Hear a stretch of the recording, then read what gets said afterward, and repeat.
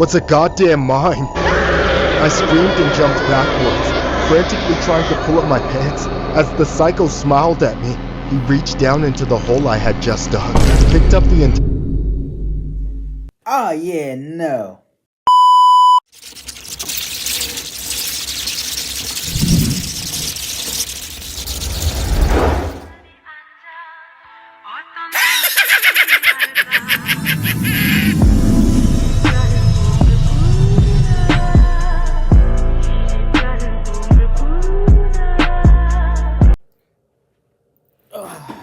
So, y'all see the little microphone? We doing something different this video.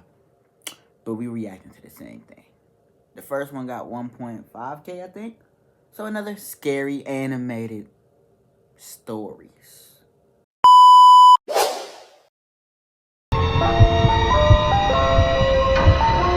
camping trip from hell. This happened to me while I was camping with my boyfriend. There was this spot we frequented every time we went, and we would go every year near the start of the spring. Just when things started getting warmer, we did the usual, like set up our tent. Then my boyfriend would start building a fire. We planned to keep it going through the night for light and warmth. The area was nice. There was a little pond near us where you could feed some ducks nearby. That's when I saw some guy standing on the other side of the pond, at the edge of a stand of trees. He was in his mid. Of course he's black. Of course he's black. I ain't lie, if I see somebody standing like in the woods right there while I'm at a campfire with my girl, come on, pack your things, we getting ready to go home. I'm not lying. We getting ready to go home immediately. Why are you standing there just watching us? 40s, wearing blue jeans and a plaid shirt with an old trucker hat. When I spotted him, he didn't look away or wave. He just stood there staring at me. Yeah, nah. I pointed him out to my boyfriend, who stopped what he was doing and waved at the guy. But he didn't do anything but continue to gawk at us like a weirdo. I could tell my boyfriend was getting pissed off because he could tell I was feeling uneasy. That's when my boyfriend turned back towards the man and had a tense standoff for a few minutes. I knew my boyfriend didn't want to approach the man either in case he was armed, but he wasn't about to let him watch us all night. After a long, awkward stare down, the man eventually just turned around and walked away, back into the woods. Neither of us could make sense of what had just happened, but once my boyfriend got the fire going, we weren't too worried about it. Why are y'all still there? I would have left automatically. The sun was setting as the fire started to rage. When I started camping, I wasn't a fan, but as my boyfriend showed me the ropes, I grew to love it. We indulged in doing what all campers do, roasting hot dogs and marshmallows over the open flame, stargazing, and shameless activities in the tent before collapsing into a sleeping bag.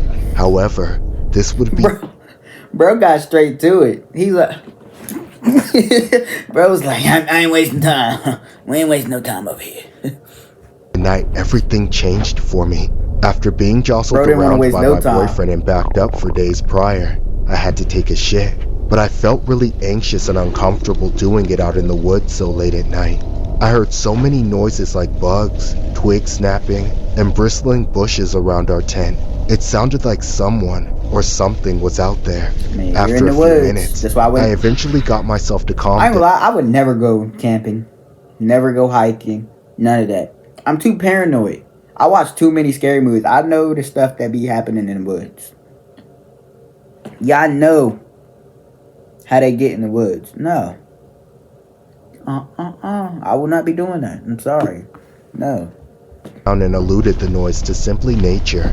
That's when I decided to handle my bathroom business. I didn't want to wake up my boyfriend just in case I was being paranoid, so I grabbed a flashlight and slowly started making my way out of the tent. But before I left, I poked my head out and looked around the campsite just to make sure there was nothing around. And sure enough, there was nothing there, just the campfire still running nearby. So I stepped out and walked into the woods, not going too deep, but far enough that my boyfriend wouldn't smell anything if he woke up. That's when I found a suitable tree and leaned against it. I then dug a small hole, dropped my pants around my ankles, and then got to business. I was literally right in the middle of it when I started hearing the sounds of twigs snapping again. I looked around with the flashlight but couldn't see anything. I felt so vulnerable, like I had to finish and get dressed right away. Then as soon as it was over with, The pressure in my ears went away, and I heard it. It felt like breathing, like something coming from right behind me. I slowly turned the flashlight and looked over my shoulder, and there, just inches away, was a goddamn mime. I screamed and jumped backwards, frantically trying to pull up my pants. As the psycho smiled at me, he reached down into the hole I had just dug, picked up the entire... Oh yeah, no. That's gotta be the most trifling, disgusting, nasty, diabolical, diabolical thing I've ever seen in my life. It's so bad I just made up a whole bunch of words. I don't even know what I just said. entire log of shit and smeared it all over his face. That's when I got up and ran away as fast as I could, then ripped my boyfriend out of the tent. I told him what I had just saw, but he was in disbelief, still shaking off the sleep. I kept looking around in a panic, but again, nothing. I forced my boyfriend to pack everything up and leave on the spot. We were able to move quickly and into the car. On the way home, he kept asking me questions about what happened. I kept saying exactly what went down, but he had a hard time believing me. He tried to convince me that I had just seen a bear in the I wouldn't believe that either, low-key. Because what do you mean you taking a dump? A clown come behind you, smothers the dump in his face. You think I'm going to sit there and believe that? No. Nobody's going to believe that. But I know what I saw. We never went camping again, obviously. I ended up having to break up with him after he continually made fun of my experience to everyone we knew, claiming I was just making up a story as an excuse for not wiping, and all sorts of other terrible things that should never be said That's about someone word. who lived through a traumatic experience. Unfortunately, I knew there was no use calling the cops. They'd be even less believing than my ex, and there wasn't really any crime committed. I do, however, wholeheartedly believe the mime was the man who was staring at us at the beginning of the evening. I just hope I never see him or another mime ever again. That is like a pedophile. The real life lift ride from hell. I've been a Lyft driver for about 7 years, but on one particular night, that all changed. I remember driving around the city as usual when I got the notification on my phone to pick up another customer nearby. It was this older male named Walter that looked like he was in his 40s, just an average looking guy. When I pulled up to his location, he was with a woman that looked about half his age. I assumed they were a couple, so I rolled down my window and asked for his name, and confirmed I had the right guy. Hey, you're Walter, right? The man just nodded without saying anything. Then they both got into the back seat. The man sat behind me while the woman sat on the passenger Oh, no, they side both want some before drugs. driving off. I glanced into the rearview mirror out of habit, and I saw them both staring gauntly at me. I couldn't understand why. Get out my car. Get out. Get out. Get out the car. Get out the car. No. No. And if they don't get out the car, I'm going to have something in my pants. Waiting. To shoot. Well, actually, no. Pause. That kind of sounds different than what I'm talking about. But I'm talking about a gun. For all you dirty-minded people out there. But something about the look in their eyes hit me with a sick feeling in my stomach. It was like I was looking back at two corpses, and their destination didn't make me feel any better either. It was a 30-minute drive across town to an area I knew was really sketchy. I had no choice but to drive them there, so there was nothing I could really do. Along the way, I noticed they weren't looking away from the mirror. They remained staring at me. Nah. I tried to make small talk just to break the awkwardness, saying something like, So, how's your night? You guys must be tired, huh? I'd never had anyone flat out ignore me like that. Sometimes, people pretend not to hear me while wearing headphones, but these weirdos were fully aware I was trying to make conversation and just shut me down. It only made the situation all the more Bro, just look at him, nerve-wracking. bro. I wouldn't even It let was them get in so the hard car. to focus on the road when I couldn't stop seeing their faces looking at me in the corner of my eye. All I could do was turn the music up to break the deafening silence. As we got closer to their destination, I kept looking back at them. The music's scary, Not only too. were they not looking away from me, but their facial expressions were turning more and more severe. Yeah. I ain't gonna lie, if I look in the rear view mirror and I see them smiling at me like that, the whole whip is getting crashed. I ain't gonna say him lie. For seemingly no reason, the man was becoming enraged, yet the woman sitting right next to him was smiling like an insane person. I was worried that they were getting upset because I kept glancing back at them, but I couldn't help it. They just wouldn't look away. My only choice was to keep going until I got to their destination, but those 30 minutes felt like an eternity. I honestly thought that we'd never get there, but then I finally reached the address. I pulled off to the curb and parked. Then I looked back a final time to say goodbye, and that's when I saw the man pull out a knife. He lunged forward, trying to slice open my throat. I was able to get a grip on the man's wrist and hold the knife back, but then he wrapped his arm around my neck and started to strangle me. I had to fight for my life, but I was slowly becoming weaker and weaker, and all I could do was hear that wretched woman laughing. That's when the unthinkable happened. It was like my whole body froze. I couldn't breathe or move. My only sensation was overwhelming pain. I then pushed the man and the knife away, and was able to escape the car while trying to sprint down the street as far away from them as possible. I started wailing and shouting for help, hoping anyone would come to my aid. I was vaguely aware they had left the car, as I could hear the muffled sounds of the back doors closing and them running away. I tried my best to hold my chest to stop the bleeding, as several random pedestrians came running towards me, and I started to pass out. The last thing I heard was shouting for an ambulance, but I was sure I'd never see it. Thankfully, I woke up in the hospital with bandages all over my chest. The knife had punctured my lung, and the doctor said that the internal bleeding had started building up around my heart and putting pressure on it, to the point that I nearly died from my heart stopping before bleeding out. I was able to survive and recover, only because I was treated immediately. A minute later, and I wouldn't have made it. As for the people that attacked me, they were identified by Lyft and arrested by the police. The couple in question was a 43-year-old man named Walter LaRoche and a 29-year-old woman named Paige LaRoche. They were both put away for attempted murder and robbery. What makes remembering that night even worse was how these people didn't even know me. We had no relation at all. No prior relationship, Yeah, you no known past or already. previous Lyft I ain't gonna rides lie. with them. He should have known already. You could just look at him until they was ready to do something to him. Well, pause. But yeah. The entire thing was completely unprovoked. I just got horribly unlucky to cross paths with them that night. They knew what they were planning to do from the start. I've had to continue working as a Lyft driver since, and have been constantly terrified every single day that some passenger is going to kill me. It didn't used to be like this, I would quit the job but now and I go have to find a live new like one, this I ain't gonna every lie. day while trying to make a living. The unlucky leprechaun incident. It was St. Patrick's Day of 2015, when my friend and I started the evening at his place. We pre-gamed there for a bit before making our way to the bars.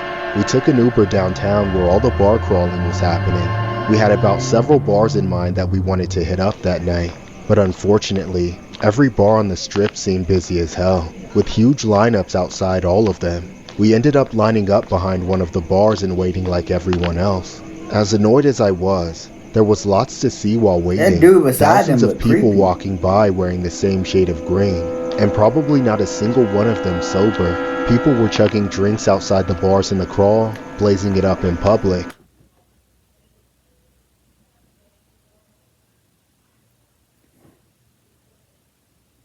What is this? Why do they all look so creepy? Puking in the gutters. It was quite the scene this night.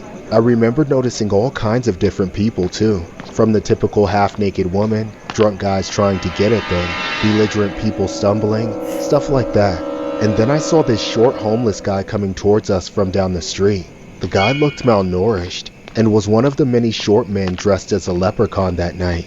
I can tell the man was a hobo from the way his face and clothes looked. I watched him come down the street, stopping every other person to panhandle or harass women. Typical crazy downtown hobo behavior. He eventually made it to the line we were waiting in, and immediately started harassing people. Finally, he made it to me and my friend. He started asking us for money, in my drunken state. Having watched him be a menace to everyone he saw, I thought I'd be a wise guy, Hey, can you spare a couple bucks? No, man, sorry. Don't got any cash. What about you then? Gonna help a guy out? If you're a leprechaun, well, why don't you just make a pot of gold appear? Burn in hell, you piece of shit! Suddenly, the guy charged. Yo, I would've hit him with.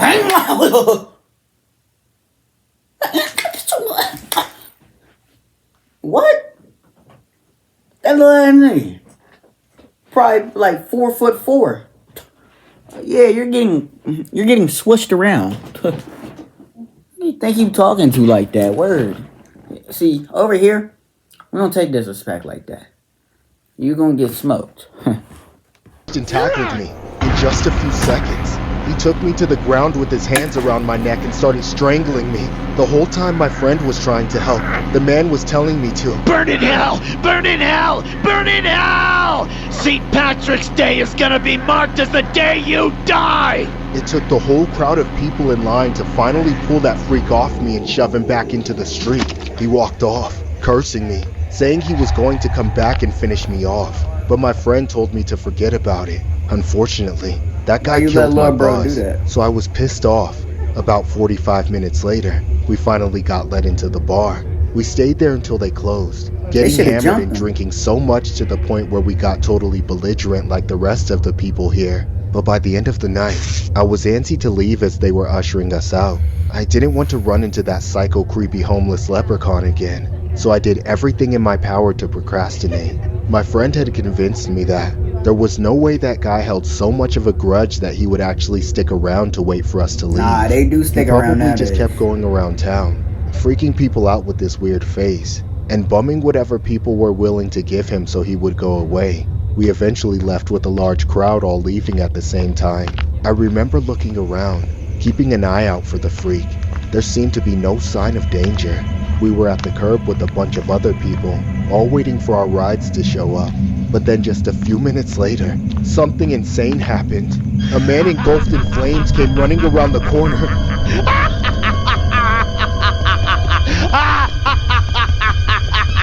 Everyone turned to look at him at the same time in a moment of shock. And he was coming straight towards us. When I looked closer, I saw it was the same leprechaun that tried to kill me. Burn with me! Burn in hell with me! I turned away and started running for my life. My friend followed me as the psycho chased after us. We ran through the street like wild animals, screaming for help. Finally, we saw like police officers and went straight for them. We ran past them before we stopped and looked back. The flaming leprechaun was in a standoff with the cops who were protecting us. He didn't seem to care that he was on fire. He just kept screaming, but it wasn't from pain. It was rage. They kept telling him to get down, but all he did was inch closer. For a second, I thought he was going to burst through them and set us all on fire. But then they tased him to the ground. Then they rushed him and put out the fire before restraining him. They apprehended him and put him in a cruiser, then asked us some questions. But I was pretty much in shock. Who wouldn't be after a man set himself on fire and tried to take them down with him? Till this day, I've never been able to think about St. Patrick's Day without seeing a flaming leprechaun rushing at me, screaming at me to burn in hell with him. The mime nightmare. When I was in high school, I had this friend named Thomas. We had gone to the same middle school together but got split up in my freshman year. But we stayed in touch and hung out occasionally. During one weekend, he invited me to sleep over at his place. Thomas was an only child who lived with just his dad. They lived in a small house since his dad was divorced, so it was just the two of them. Plus, Thomas's dad was pretty chill and let us stay up as late as we wanted. I remember this one night. We gamed, watched TV, ordered pizza, that kind of vibe. When it was time to pass out, Thomas slept in his bed, of course, while I slept on the floor in my sleeping bag. I fell asleep fairly quickly, as I've always been a light sleeper. About an hour later, I woke up to a creaking noise. I looked around and realized the bedroom door had just opened a little. I assumed... I ain't gonna lie, the bedroom door open while I'm sleeping. I'm running out the window. I'm too paranoid. Thomas or myself must have forgotten to close the door properly. I knew I wouldn't be able to sleep with that thing open, so I got up and closed the door. Then I went back to my sleeping bag. I eventually was able to fall back asleep, but then an hour later, I was woken up again. This time, I had to pee. I knew I wasn't going to be able to sleep properly with a full bladder, so I got up to use the washroom. But as I was getting out of my sleeping bag, I saw the door open again. Now I had chills running down my spine. It was just open by a little bit like the last time, and I was certain that I had shut it fully earlier, despite being weirded out. I forced myself to go and take a piss, so I opened the door the rest of the way and stood there for a bit before stepping through, just to make sure it was clear, and it was. Then I walked across the hall to the bathroom to do my business. When I came back to the bedroom, I closed the door again, making sure that it was absolutely shut. I crawled back into my sleeping bag and forced myself to try and fall asleep once again, eluding the situation to just the airflow in the house causing the door to open. Barely an hour later, I woke up tossing and turning in my sleeping bag. I was struggling to fall asleep for some reason. That's when I opened my eyes slightly amidst my sleep, and was chilled to my core, only to see that the door was wide open. I shot up and looked for Thomas, but he wasn't in his bed. I looked around the room and saw him standing facing the wall, slowly banging his forehead over and over again. I was freaked the hell out and saying something like, Thomas, what the hell are you doing? You're scaring the shit out of me! Thomas? Some insidious stuff. What the hell is going on?